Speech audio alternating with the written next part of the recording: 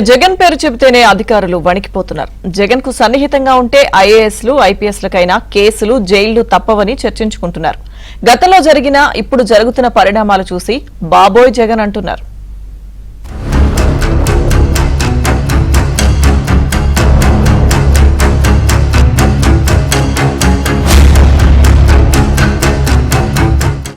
తండ్రి అధికారాన్ని అడ్డం పెట్టుకుని అంతులేని అవినీతి సొమ్మును సూట్ కేస్ కంపెనీలు, సొంత సంస్థలలో పెట్టుబడులు పెట్టించడం ద్వారా జగన్ అక్రమ సొమ్మును కూడబెట్టారని ఆనాడు సిబిఐ తేల్చింది. ఈ కేసుల విచారణలో భాగంగా నాడు అక్రమ అనుమతులు ఇచ్చిన అధికారులు అంతా జైళ్లకు వెళ్లారు. కెరీర్లో అధికారులుగా ఉన్నత హోదాలకు వెళ్లాల్సిన వారు పరువును పోగొట్టుకున్నారు. ఇంత జరిగాక కూడా కొందరు అధికారులు వైసీపీ అధికారంలోకి రాగానే ఇష్టానుసారం వ్యవహరించారు. ఇప్పుడు వారంతా జైలు బాట పడుతుండటంతో అధికారులంతా భయపడిపోతున్నారు. జగన్ ముఖ్యమంత్రిగా ఉన్నప్పుడు ఇంటెలిజెన్స్ చీఫ్ గా ఉన్న పిఎస్ఆర్ ఆంజనేయులను ఇప్పటికే సిఐడి అరెస్ట్ చేసింది. ముంబై నటి జత్వానీ అక్రమ నిర్బంధం కేసులో ఆయనతో పాటు మరో 2 ఐపీఎస్ అధికారులు కాంతి రాణా టాటా, విశాల్ గున్నీలు బుక్కయ్యారు. తాజాగా మద్యం కుంభకోణంలో లిక్కర్ బాసులుగా వ్యవహరించిన వారు సైతం తాజాగా అరెస్ట్ అయ్యారు.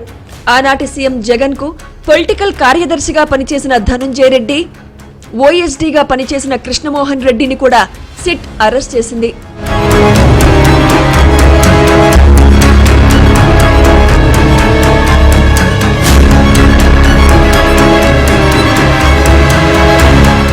కూటమి సర్కారు అధికారంలోకి వచ్చాక వైసీపీ హయాంలో జగన్ చెప్పింది చేసి అడ్డగోలుగా అక్రమాలకు పాల్పడ్డ అధికారులు జైలు పాలవుతున్నారు.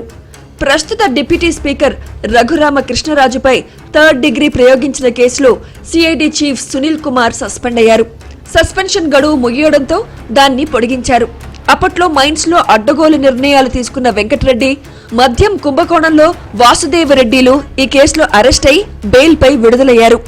ఇలా అనేక మంది అధికారులు గత ప్రభుత్వం చేసిన పాపాలకు అరెస్టు కావడం దేశంలో ఇదే ప్రథమం అంటున్నారు. ఈ మొత్తం అధికారులు కేవలం 10 నెలల కాలంలోనే అరెస్టు కావడంతో ఏపీలోని ఉన్నతాధికారులు జగన్ పేరు ఎత్తితేనే భయపడిపోతున్నారు. జగన్ హయాంలో సూపర్ బాసులుగా చెలరేగిపోయిన అధికారులు ఇప్పుడు అరెస్ట్ అవుతుండటంతో రాష్ట్రంలో ఇతర ఉన్నతాధికారులు జగన్ పేరు చెబితే వణికిపోతున్నారు. ఆనాడు ఆయన చెప్పిన పని చేయకపోతే ప్రాధాన్యం లేని పోస్టింగ్లో ఉండాల్సి వచ్చేదని, లేదంటే ఇప్పుడు జైల్లో ఉండాల్సి వచ్చేదని అధికారులు వాపోతున్నారు.